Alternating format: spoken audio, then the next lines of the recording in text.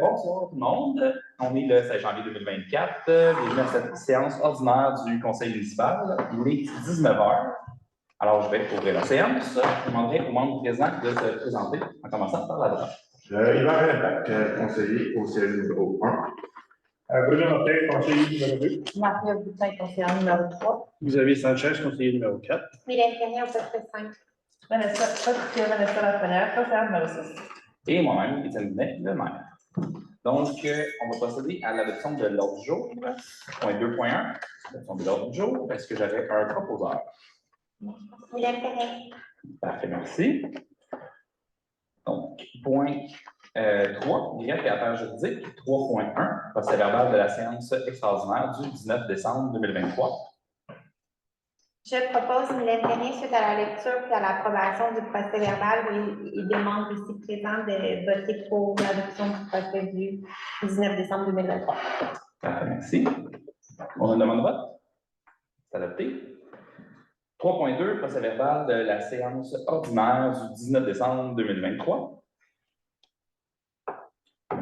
Oui, excusez, je fais la même version. Mylène Ferrier, donc je propose, suite à la lecture ainsi que des membres aussi présents ce soir, l'adoption du procès verbal. Parfait, merci. Est-ce qu'on a une demande de vote? C'est adopté.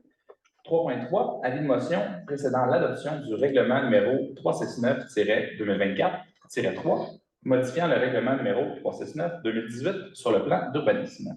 Je, Maria Boutin, donne l'avis de motion. Ça veut dire qu'on va modifier le règlement au point 3.4. Donc, je donne l'avis de motion pour la modification de ce règlement qui concerne le plan d'urbanisme pour entrer en concordance avec le plan révisé d'urbanisme de la MRC Jardin de Notre-Dame. Parfait, merci. On a une demande de vote? Adopté. 3.4, projet de règlement numéro 369-2024-3, modifiant le règlement numéro 369-2018 sur le plan d'urbanisme. Donc, c'est le règlement, c'est correct, vous l'avez? Oui. C'est la modification du règlement, la motion que je viens juste de donner pour le plan d'urbanisme en concordance avec la MRC. Donc, il y aura une assemblée de consultation publique si les gens veulent se prononcer à ce sujet-là autour du 20 février. Donc, on modifie le règlement et on l'envoie à la MRC pour approbation. Merci. Est-ce qu'on a une demande de vote? C'est adopté. 3.5, avis de motion précédant l'adoption du règlement numéro 1210-2024, modifiant le règlement de zonage numéro 1200-2018. Je, Maria Boutin, donne l'avis de motion concernant la modification du règlement de zonage. Encore une fois, on va le modifier, donc c'est ça. Parfait, merci. Point 3.6, projet de règlement numéro 1210-2024, modifiant le règlement de zonage numéro 1200-2018. Je, Maria Boutin, accepte avec le conseil municipal de modifier ce règlement-là concernant le plan d'urbanisme. Ça, c'est le plan d'urbanisme, c'est le plan de zonage pour que lui aussi soit en concordance avec le nouveau plan de zonage à la MRC. Donc, on modifie le règlement, on va l'envoyer à la MRC et il y aura une consultation publique aussi si les gens veulent se prononcer autour du 20 février 2024. Parfait, merci. Est-ce qu'on a une demande de vote? C'est adopté. 3.7, avis de motion précédant l'adoption du règlement numéro 9200-2024 relatif au plan d'aménagement d'ensemble. Donc, je, Maria Boutin, donne l'avis de motion qu'on va modifier le plan d'aménagement, le PAE, plan d'aménagement d'ensemble. Merci. 3.8, projet de règlement numéro 9200-2024 relatif au plan d'aménagement d'ensemble. Donc, je, Maria Boutin, propose d'accepter le projet de modification du règlement du plan d'aménagement d'ensemble pour qu'il soit aussi en concordance avec le nouveau plan de la MRC. Donc, on le modifie ce soir, on l'envoie à la MRC et il y a une consultation publique aussi s'il y a des gens qui veulent se prononcer dans ça. Ce règlement-là vise à planifier la nouvelle réserve résidentielle qui sera ouverte à la MRC pour des constructions neuves futures quand on aura bref. Est-ce qu'on a une demande de vote? C'est adopté. 3.9, règlement numéro TX-502 visant à fixer le taux de taxe municipale et les conditions de perception et de tarification à l'exercice de 2024. Donc, Le projet, dans le fond, le projet de règlement a été déposé à la dernière séance, le 19 décembre dernier. Donc, Vanessa Lafrenière propose d'adopter le règlement numéro TX 502 visant à fixer le taux de taxe municipale et les conditions de perception et de tarification de l'exercice 2024. Parfait, merci. Est-ce qu'on a une demande de vote? C'est adopté. 3.10, règlement numéro AD 108-1, modifiant le règlement numéro AD 108 relatif aux tarifs de biens et services rendus par la municipalité de Saint-Jacques-Léonard. Considérant que le Conseil a adopté conformément à la loi sur la fiscalité municipale, que des modifications doivent être apportées à ce règlement, que la motion ainsi qu'un projet de règlement ont été déposés à la séance ordinaire du Conseil du 19 décembre 2023. Je, Mohamed Blanc, propose d'adopter la résolution. Parfait, merci. Est-ce qu'on a une demande de vote? C'est adopté. 3.11, règlement comité numéro AD 109, abrogeant et remplaçant le règlement numéro 326-2021, constituant les comités consultatifs municipaux. Donc, je, Xavier Sanchez, propose d'adopter le règlement AD 109, abrogeant et remplaçant le règlement numéro 326-2021, constituant les comités consultatifs municipaux tels que présentés en pièce justificative de la séance pour en faire partie intégrante. Parfait, merci. Est-ce qu'on a une demande de vote? C'est adopté. Administration générale, 4.1, renouvellement d'adhésion à la COMBEC pour les employés du département d'urbanisme. Je, Marie-Ève, propose d'accepter le renouvellement de l'adhésion à la COMBEC pour les 3 employés municipaux du service de l'urbanisme au montant de 380 pour le premier, 235 pour le deuxième et 150 pour le troisième membre. Être membre de la COMBEC, ça nous fait bénéficier aussi de beaucoup de formations pour nos employés. Excellent, merci. Est-ce qu'on a une demande de vote? C'est adopté. 4.2, renouvellement d'adhésion à l'ADNQ pour la directrice générale. Je, Marie-Ève Boutin, propose d'accepter le renouvellement de l'adhésion à l'Association des directeurs municipaux du Québec pour Mme Isabelle Arquat au montant de 495 plus taxes. C'est dans le contrat de Mme Arquat et adhérer à ça lui offre aussi des formations à prix réduit. Merci. Est-ce qu'on a une demande de vote? C'est adopté. 4.3, renouvellement d'adhésion à la COMAC pour la directrice générale.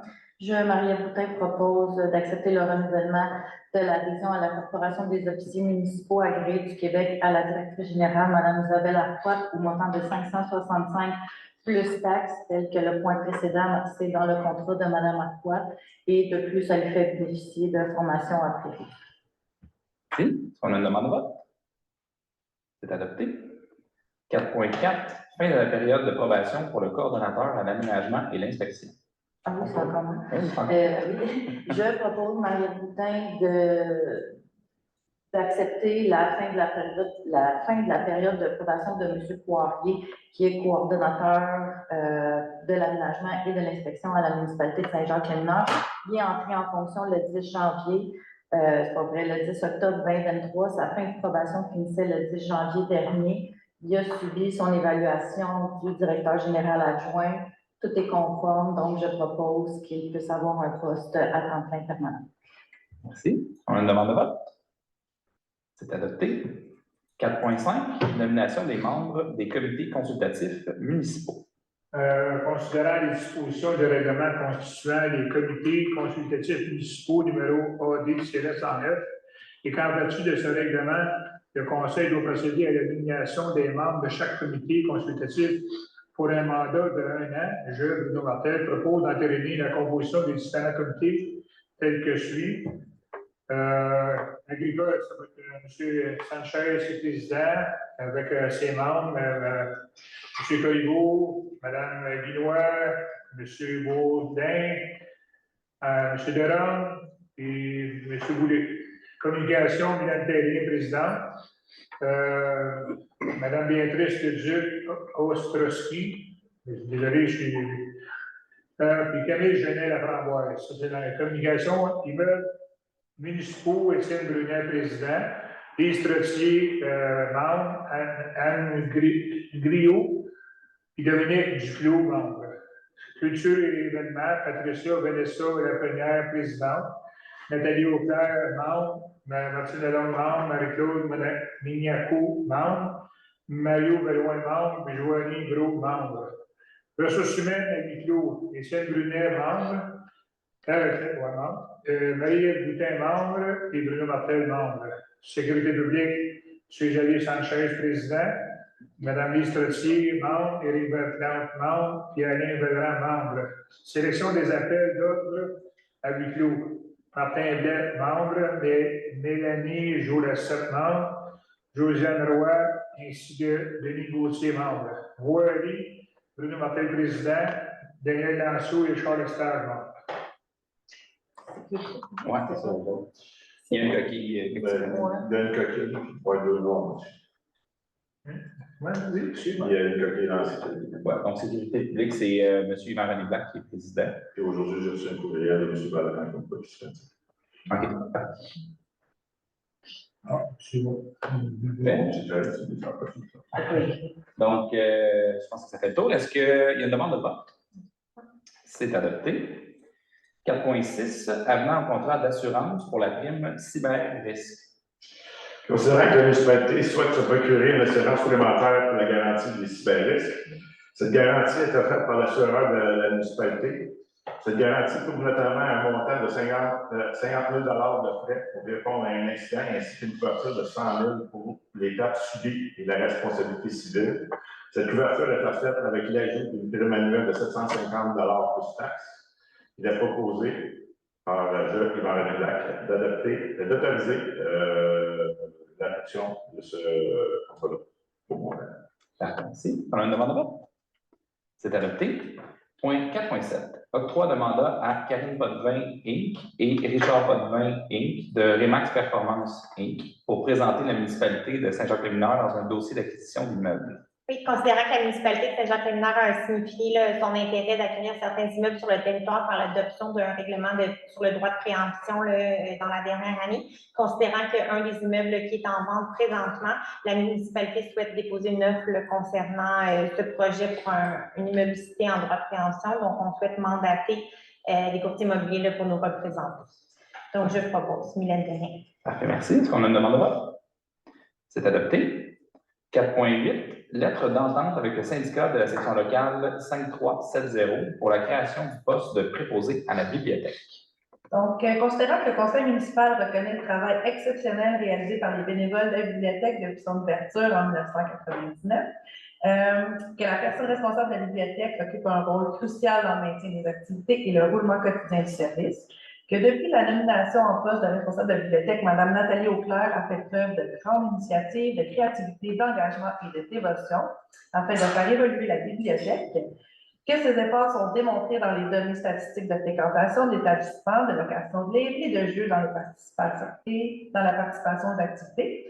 Le conseil municipal souhaite reconnaître le travail réalisé par la préposée actuelle et le préposé précédent.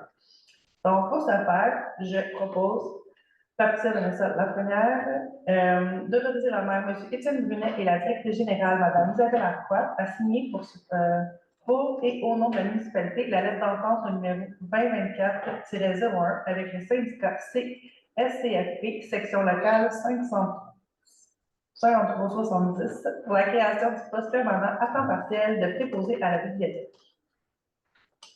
Parfait, merci. Est-ce qu'on a une demande de vote? C'est adopté. Point 5, finances et trésorerie. 5.1, les comptes à payer du mois de décembre 2023. Je m'appelle, propose d'approuver les comptes à payer du mois de décembre 2023 tels que présentés en pièce justificative de la séance pour en faire partie intégrale. Parfait, merci. Est-ce qu'on a une demande de vote? C'est adopté. 5.2, déclaration des intérêts pécuniaires des élus. Donc, nous avons tous soumis un formulaire déclarant qu'on avait essentiellement pas d'intérêt pécuniaire avec la municipalité et ses filiales. Point 5.3, ajout d'un droit supplétif au droit de mutation. Oui, considérant que les dispositions de la loi concernant les droits de mutation immobilière permettent aux municipalités d'avoir un droit supplétif, qu'est-ce que c'est un droit supplétifs, c'est au niveau d'une taxe de mutation. Il y a des frais des fois qui sont chargés là, quand c'est de descendants, par exemple, à ce niveau-là. Donc, la municipalité souhaite se prévaloir là, de ce droit-là, ce qui n'était pas le cas à l'heure actuelle. Donc, je propose là, à l'heure actuelle d'adapter un droit de supplétif au droit de mutation qui doit être payé à la municipalité là, dans le cas d'un transfert, tout simplement. Parfait, merci. Est-ce qu'on a une demande de vote? C'est adopté. 5.4, concordance et courte échéance relative à un emprunt par billet au montant de 1 439 400 $. Donc, le règlement d'emprunt, c'est le 2017-360, c'est pour un emprunt de 155 100. Et le second règlement, le RE 300, pour 1,284 300 millions. Donc, on parle que les billets là, seront datés le du 23 janvier 2024. Avec des intérêts payables semi-annuellement, donc le 23 janvier et le 23 juillet de chaque année. Les billets seront signés évidemment là, par le maire et la greffière trésorière à cet effet. Donc, on a les montants là, à payer là, sur les prochaines années de 2025 à 2029. Merci. Donc, je propose. Est-ce qu'on a une demande de vote? C'est adopté. 5.5, adjudication de contrat de refinancement relativement à un emprunt par billet au montant de 1 439 400 $. Donc, considérant que le résultat du calcul des coûts réels indique que la soumission présente là, par la FIM, c'est la Banque royale du Canada qui va financer, c'est un règlement municipal, là, donc dans le fond, c'est par billet que c'est accordé tout simplement. Donc, je propose qu'on dépose aujourd'hui et qu'on accepte cette demande-là. Parfait, merci. Est-ce qu'on a une demande de vote? C'est adopté. 5.6, liste finale des immeubles en vente pour défaut de paiement de taxes. La municipalité Saint-Roch-Communard doit percevoir toute taxe municipale sur son territoire, qui est dans l'intérêt de la municipalité de transmettre au bureau de la MRC Jardin-Interville un extrait de la liste des immeubles pour lesquels les débiteurs sont en défaut de payer les taxes municipales, afin que ces immeubles soient vendus en conformité avec les articles 10-22 et suivants du Code municipal du Québec. Je propose, je m'appelle, que la directrice générale et greffière trésorière transmettent dans les délais prévus à la loi au bureau de la MRC Jardin-Interville la liste des immeubles présentés au conseil séance tenante pour qu'il soit procédé à la vente des 10 immeubles à l'enchère publique conformément aux articles. Parfait, merci. Est-ce qu'on a une demande de vote? Non. C'est adopté. 5.7, liste de virements budgétaires. Donc, Xavier Sanchez, propose de ratifier les virements budgétaires qui ont été faits selon la liste déposée en pièce justificative de la séance pour en faire partie des comptes. Parfait, merci. Est-ce qu'on a une demande de vote? C'est adopté. 6, informations, services et associations. On a des mots pensés. Bien, en fait, en mon nom de Pierre-Julie Nathalie, la responsable de la bibliothèque, on tenait à remercier tous les bénévoles de la dernière année, puis mentionner qu'il y a eu près de 6 000 prêts de livres et de jeux durant l'année. Donc, on voulait juste remercier puis, la population de faire confiance à notre belle bibliothèque. Puis, juste de rappeler aussi qu'il est toujours possible d'aller donner ses commentaires, ses suggestions, si vous avez des livres ou des jeux ou des trucs que vous aimeriez avoir à la bibliothèque. Merci. Merci. Information aux citoyens. Donc, avec la nouvelle année, des nouveaux projets, je tiens à souligner ce soir la contribution inestimable de Mme Carmel Dosti et M. Yvan Picotin. Ceux-ci sont à la tête du comité d'entraide de Saint-Jacques-le-Mineur depuis près de 40 ans. Au cours de leur long mandat, ils auront su aider les familles dans le besoin, leurs voisins, leurs amis, à se tenir la tête haute devant l'adversité. Pendant 40 ans, ils ont offert des beaux moments à ceux qui en ont eu le plus besoin. Cette année, Mme Dosti et M. Picotin tournent la page sur ce grand projet. Ils cèdent les commandes à la relève qui tentera de remplir de bien grandes chaussures. En mon nom, en celui du conseil municipal et celui de l'ensemble des Jacqueminois, je vous remercie pour tout le bien que vous avez semé et je vous souhaite de récolter tout le bonheur que vous méritez.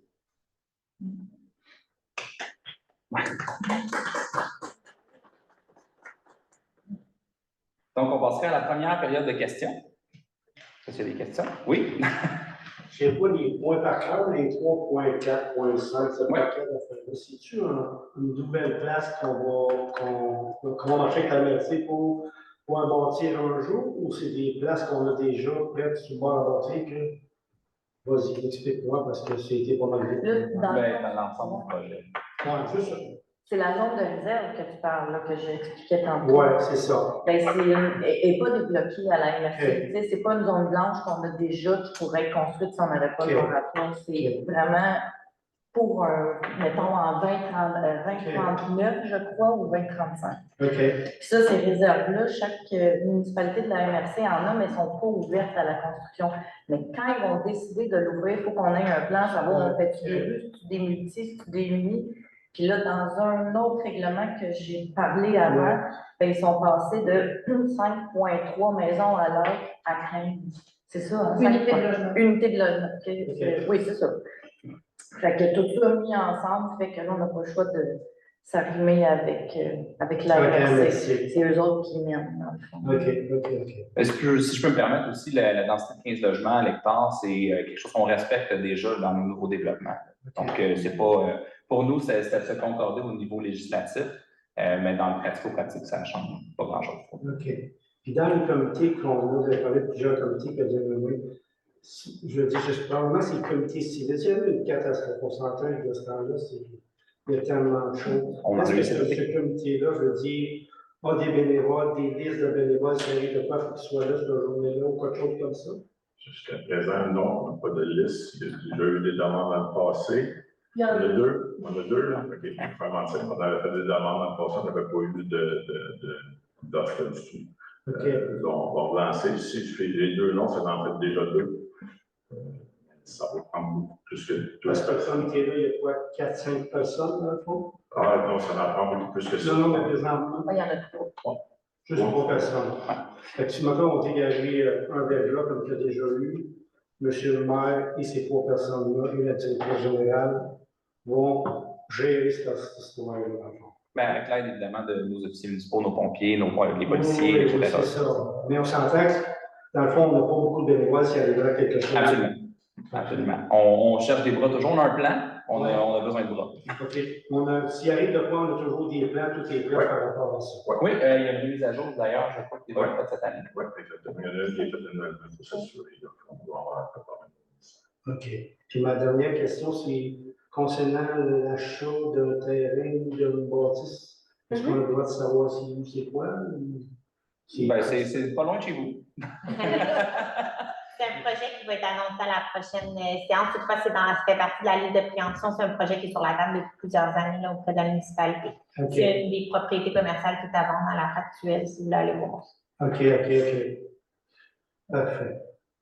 En ayant pas de salle de conseil, comme vous constatez à l'heure actuelle, c'est quelque chose qu'on... Concernant ça, je sais qu'on en a fait une maison des jeunes, le chalet, au moins toujours été chalet des loisirs, mais est-ce qu'on va rester dans le même temps aussi longtemps, vu qu'est-ce qui se passe présentement?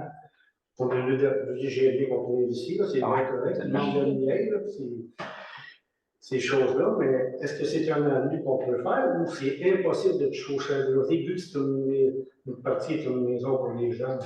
Bien, c'est qu'on ne peut pas, si on est capable de le faire sans détruire un projet qui a été monté et qui fonctionne très bien, ça serait plus souhaitable pour nous, quitte à ce que ça soit à terme, pas nécessairement indéfiniment.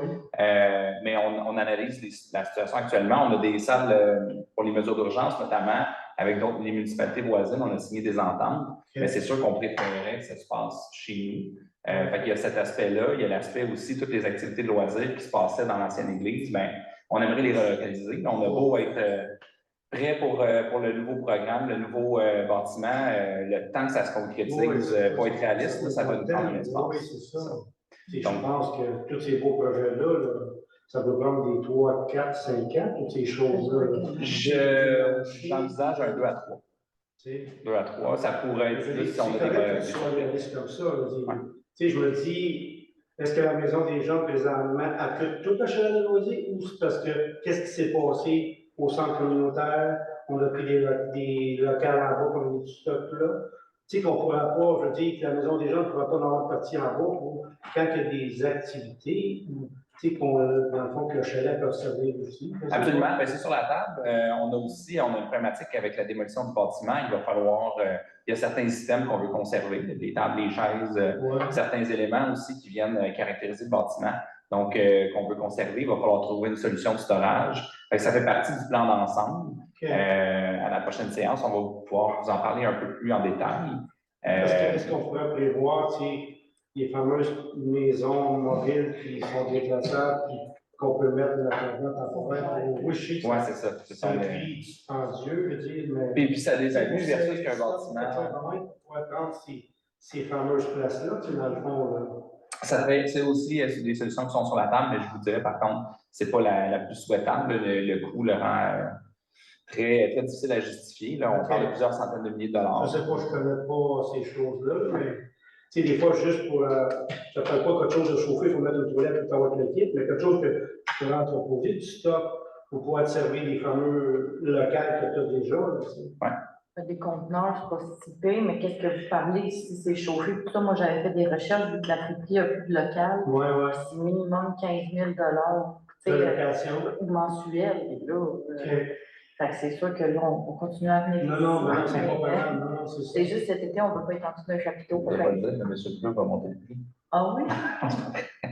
Non, mais si je me demandais, je me posais plein de questions par rapport. Je ne sais pas comment est-ce qu'il vient. John, je sais que c'est collé chez nous, mais je veux dire, j'ai plus d'enfants comme chose, je me demande, est-ce qu'on s'en sert vraiment à son plein potentiel vu qu'on n'a plus rien? Assurément, on s'en sert pas à son plein potentiel, ça c'est sûr.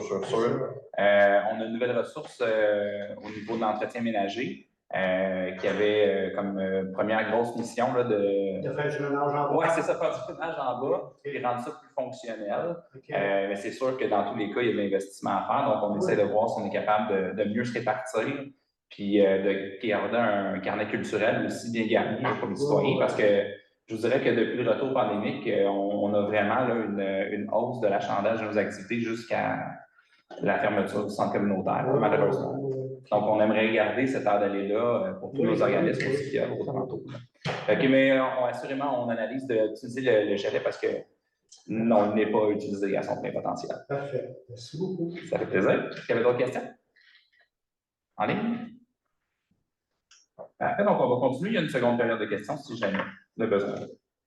Sécurité publique, 9.1, dépôt d'une demande du syndicat des pompiers, section locale 7133, pour l'amendement de la clause de sécurité d'emploi. Considérant que le Conseil a confirmé lors d'une séance extraordinaire tenue le 14 novembre 2023 le maintien de son service de sécurité incendie, que la convention collective du syndicat des pompiers et des pompiers du Québec, section locale 7133, a été signée le 28 septembre 2022. Et l'article 14.01 de cette convention collective porte sur la sécurité d'emploi, notamment en cas de fusion, régionalisation, intégration ou d'autres opérations similaires du service d'incendie de Saint-Jacques-Communard. La partie syndicale demande d'apporter un amendement au texte de la convention collective en vigueur afin de modifier cet article de sorte que la sécurité d'emploi des travailleurs soit assurée en cas de fusion ou de regroupement. Donc, je propose, j'aurais l'impact de recevoir la demande déposée par le syndicat. Parfait, merci. 9.2, lettre d'entente avec le syndicat de la section locale 7133 pour la création d'une banque d'éligibilité à la fonction supérieure de cadre. Considérant que notre directeur de service de sécurité incendie doit être remplacé durant ses absences, il faut assurer un bon fonctionnement du service ainsi que des décisions doivent être prises en tout temps. Il y a des constats effectués jusqu'à présent dont la nécessité d'avoir un gestionnaire en poste pour assurer le bon fonctionnement du service de sécurité incendie. Et considérant la bonne foi entre les parties, je propose d'autoriser M. le maire ainsi que la directrice générale de négocier et signer au nom de la municipalité la lettre d'entente avec le syndicat SCRP, section locale 71-33. Parfait, merci. On a une demande de vote. C'est adopté. Travaux publics, 10.1, lancement de l'appel d'offres public sur SEAO pour les travaux de réfection de la route Édouard 7. Les travaux de réfection de la route Édouard 7 sont nécessaires pour assurer la sécurité des utilisateurs de cette voie publique et qu'une partie des travaux sera financée par Hydro-Québec dans le cadre de son projet RTL New York, impliquant l'installation de structures souterraines dans l'accotement de cette voie. Et que l'autre partie des travaux sera financée par un règlement d'emprunt que requiert l'approbation du ministère des Affaires municipales et d'habitation en vertu de 4e alinéa de l'article 1061 du Code municipal de Québec, entre parenthèses C-27.1. La municipalité a obtenu l'approbation de règlement d'emprunt par le ministère des Affaires municipales et de l'Habitation le 20 février 2023. Et que l'estimé des travaux préparés par la firme d'ingénierie Genesco prévoit une dépense supérieure au seuil obligeant à l'appel d'offres public. Il y a lieu de lancer un appel d'offres public sur le système électronique d'appel d'offres du gouvernement du Québec, SEAO, afin qu'un appel soit retenu pour la réalisation des travaux. Je propose, Bruno Martel, d'autoriser la directrice générale, Mme Isabelle Arquette, à procéder au lancement d'un appel d'offres public sollicitant des entrepreneurs pour la réalisation des travaux de réfection de la rue Édouard 7, d'établir que le contrat soit adjugé au plus bas soumissionnaire conformément en vertu de l'article 935 du Code municipal du Québec, en parenthèse C-27.1. Merci. Est-ce qu'on a une demande de vote? C'est adopté. 10.2, lancement de l'appel d'offres public sur SEAO pour les travaux de réfection des rangs Saint-Marc et Saint-Philippe Nord et Sud et de réhabilitation de Ponceau. Considérant que les travaux de réfection des rangs Saint-Marc et Saint-Philippe Nord et Sud et de réhabilitation des Ponceaux et qu'une partie des travaux sera financée par le fonds de carrière et que l'autre partie des travaux sera financée par la TEC 2019-2023, conformément à la programmation numéro 3 déposée en décembre dernier. L'estimé des travaux préparés par la firme d'ingénierie FOSS prévoit une dépense supérieure au seuil obligeant à l'appel d'offres public. S'il y a lieu de lancer un appel d'offres public sur le système électronique d'appel d'offres du gouvernement du Québec, SEAO, afin qu'un entrepreneur soit retenu pour la réalisation des travaux. Je propose, Bruno Martel, d'autoriser la directrice générale, Mme Isabelle Arquette, à procéder au lancement d'un appel d'offres public sollicitant des entrepreneurs pour la réalisation des travaux de réfection des rangs Saint-Marc et Saint-Philippe-Nord et Sud et de la réhabilitation de Ponceau. Et d'établir que le contrat soit adjugé au plus bas soumissionnaire conformément en vertu de la loi 935 du Code municipal du Québec, C-27.1. Merci. Est-ce qu'on a une demande de vote? C'est adopté. Aménagement et urbanisme. 11.1, offre de services pour la réalisation de recherches par Géoradar sur le lot numéro 3 415 309. Donc, je, Xavier Sanchez, propose d'octroyer le mandat à l'entreprise Géophysique GPR International pour la réalisation d'une détection géoradar sur le lot 3 415 309 au montant de 4 355 $ plus les taxes, conformément à la soumission GPR-2023-05-081, telle que présentée en pièce justificative de la séance pour en faire partie intégrante. Merci. Est-ce qu'on a une demande de vote? C'est adopté. 11.2, mandat à la firme Complexité pour la rédaction d'un document d'appel d'offres de services professionnels pour le projet de construction du nouveau centre communautaire, des bureaux municipaux et de bibliothèques.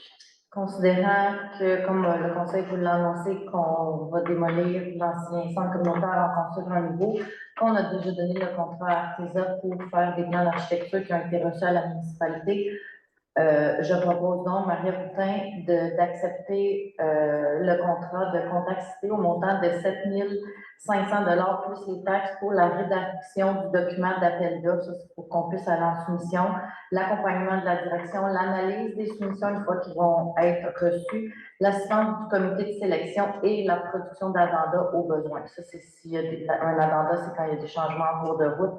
Donc, tout ça, c'est inclus dans le contrat de Complexité pour le nouveau centre communautaire. Parfait, merci. Je pourrais peut-être rajouter aussi, vous rappeler qu'on tiendra une séance de présentation de projet lorsque le projet sera peaufiné et prêt à présenter à la population avec un prix, évidemment, et des subventions conséquentes. Est-ce qu'on a une demande de vote? C'est adopté. Point 13, loisirs communautaires. 13.1, contribution au transport adapté pour l'année 2024.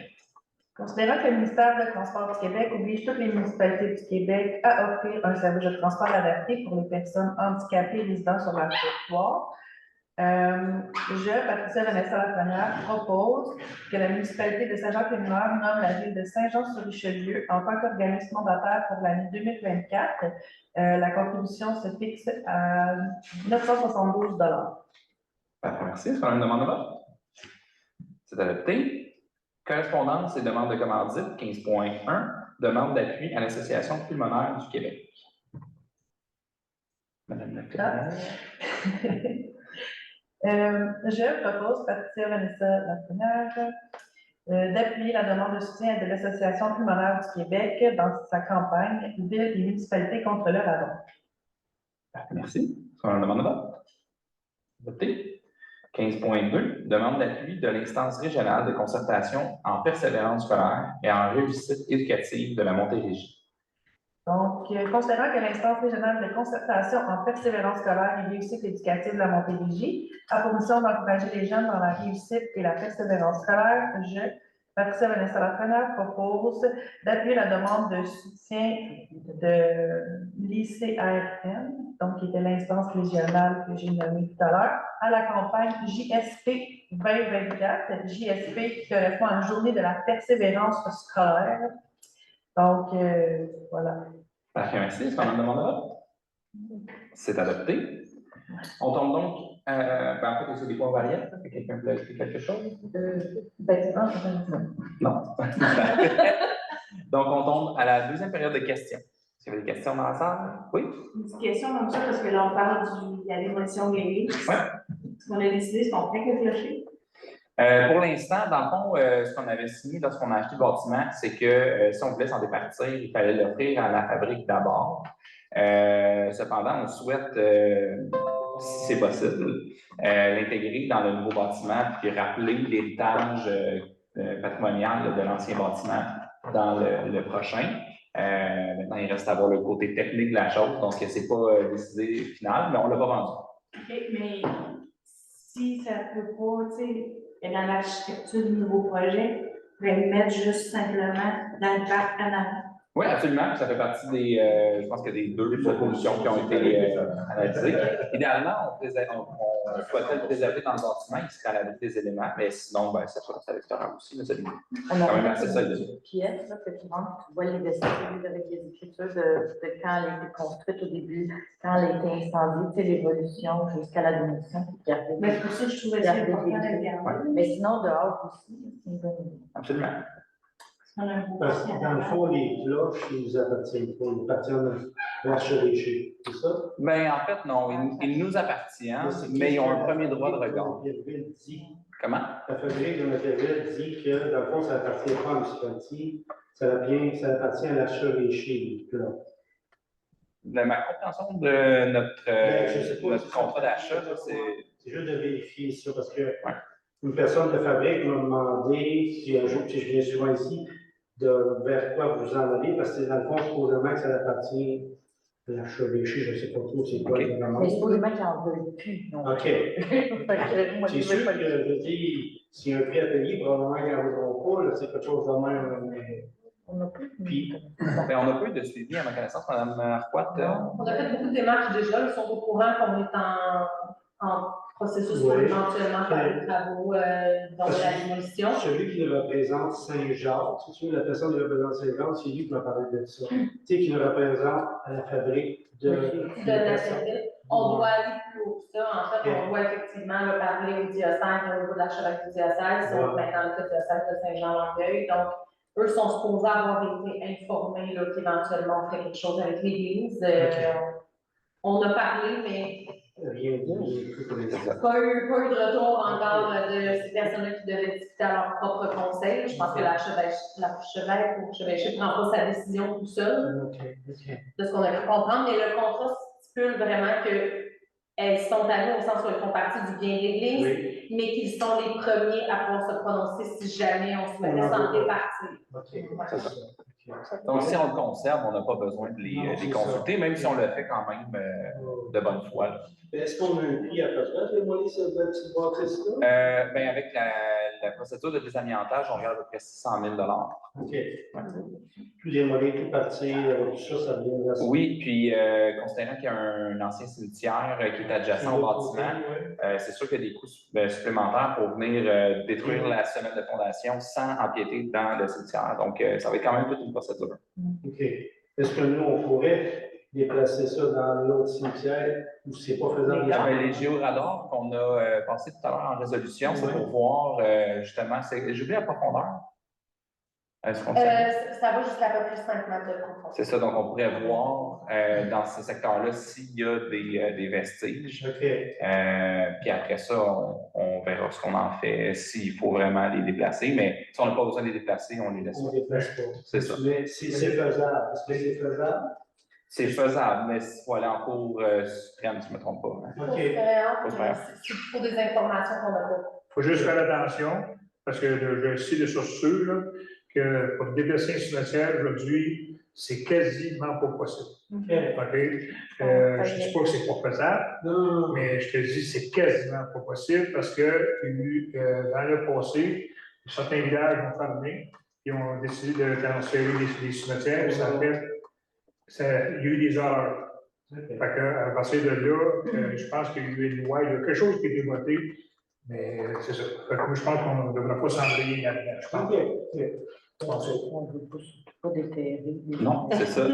C'est pas du monde, mais c'est quelque chose qui est archéologique pour que là, les archéologues débattent, et là, ça l'étire.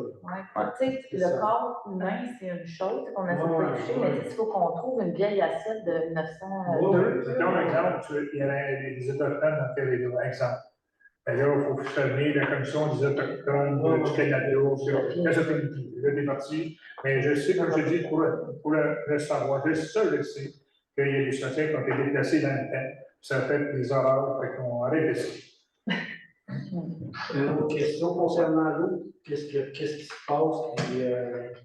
Donc, on est en procédure présentement. On avait fait faire des analyses.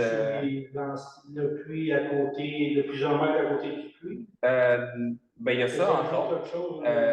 Donc, sur 2 volets. Donc, le premier, au P1, le puits qui est actuellement utilisé. On est en procédure d'analyse pour voir si on est capable d'utiliser le piézomètre pour donner comme une deuxième source d'approvisionnement. On reste dans la même nappe phréatique, donc on est quand même mieux de continuer les autres démarches, même si ça pourrait, possiblement, ça pourrait, disons, diminuer l'état d'urgence.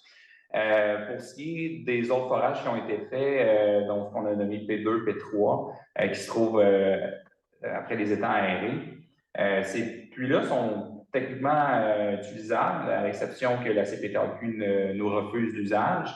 Ils nous ont demandé d'aller vérifier dans le boisé adjacent où il y a des milieux humides. Donc, on a fait faire des VLF. Et il y a des points qui sont apparus sur les VLF qui suggèrent qu'il pourrait y avoir de l'eau dans la zone boisée, qui ne se trouve pas non plus dans les milieux humides. Maintenant, on est à l'étape de voir comment on pourrait aller faire des tests de pompage dans ce secteur-là. Il faut encore déboiser, il faut créer des routes temporaires. Donc, une multitude d'étapes, on n'est pas... Mais la CPTAQ, on s'entend-tu que que Saint-Jean-Pied-Nord, c'est 95 d'alcool, l'agricole? Malheureusement, c'est... Sa raison aussi, c'est que l'eau, elle doit rester aux agriculteurs. Oui, mais je veux dire, on a acheté un terrain un jour. Qu'est-ce qui s'est passé ce jour-là? Vous dites qu'ils nous ont accepté là. En fait. C'est parce que, je veux dire, il y a eu des problématiques, il y avait des fécaux dans les puits qui avaient fait la faire, puis qui nous ont dit qu'il faut y aller, il faut avancer dans ce projet-là. Mais tu sais, présentement, ces puits-là, je suis d'accord, c'est dans une zone humide ou quelque chose comme ça, là, mais on parle de puits, sacrifice, ça me semble, puis tu sais, le problème fait que ça dure depuis 4 ans, c'est pas plus que ça. On a chicané fort là-dessus. Ben oui, c'est ça. Je peux vous dire, disons, ce qu'on a fait du côté politique, c'est sûr que du côté administratif, on y va à fond la caisse là, pour avancer plus vite le projet. Vous savez comme moi qu'il y a quand même 1 million d'étapes d'analyse ici, tout ça. Au niveau politique, on a l'appui de notre député pour faire accélérer les demandes d'études au niveau du ministère de l'Environnement.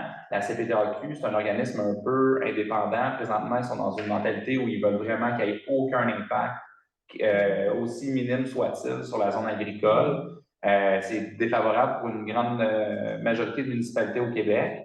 Il y a d'ailleurs, notre gouvernement a mis en place une analyse, une réflexion sur une modernisation possible de la loi sur la protection du territoire agricole. J'ai soumis un texte à la dernière période là, de dépôt de lettres où justement je signifiais, moi, en fait, ce que j'argumente, c'est que les municipalités devraient avoir un droit de premier regard pour les usages municipaux comme l'eau. Pas pour faire du développement résidentiel, mais vraiment pour répondre aux besoins de la communauté. Je considère que sans eau, on n'a pas de communauté. Fait que rendu là, il n'y a pas grand-chose à protéger. Mais bon, ça va aussi loin que ça peut. S'il faut gérer déranger, M. Legault. Ben, je pense que, je veux dire, il faut pousser vraiment. Je veux dire, dans le fond, c'est le côté provincial. Est-ce que le fédéral, on peut aller chercher aussi pour nous aider pour ça ou non? C'est vraiment au niveau de la CPTAQ où ça bloque notre dossier parce que les ouvrages au niveau du ministère de l'Environnement, il n'y a pas de problématique. Ben, la loi ne permet pas qu'on puisse déroger présentement à ce procédé-là. Puis même s'il y avait une modernisation, ça serait quand même pas rapide, là. On parle de 2 à 3 ans là, de délai administratif pour faire une modernisation, puis il va y avoir une levée de bouclier assurément du milieu agricole. Okay. Donc, je ne m'attends pas à ce que ça soit ça notre porte de sortie. C'est pour ça qu'on analyse, on analyse notre terrain là, en zone agricole, mais on envisage aussi, si besoin est, la zone blanche, mais c'est vraiment notre dernier recours. Là, parce qu'après ça, on pourrait tomber dans l'expropriation, puis c'est vraiment pas un terrain qu'on veut utiliser. Mais s'il faut, il faut. Ça répond à vos questions? Oui. Parfait. Est-ce qu'il y a d'autres questions? Les gars sont en train de chercher. Donc, j'aurais besoin, on va procéder à la commentaire de la séance. Donc, j'aurais besoin de quelqu'un qui propose la levée de la séance. Je propose une lettre. Merci. Bonne soirée. Merci beaucoup.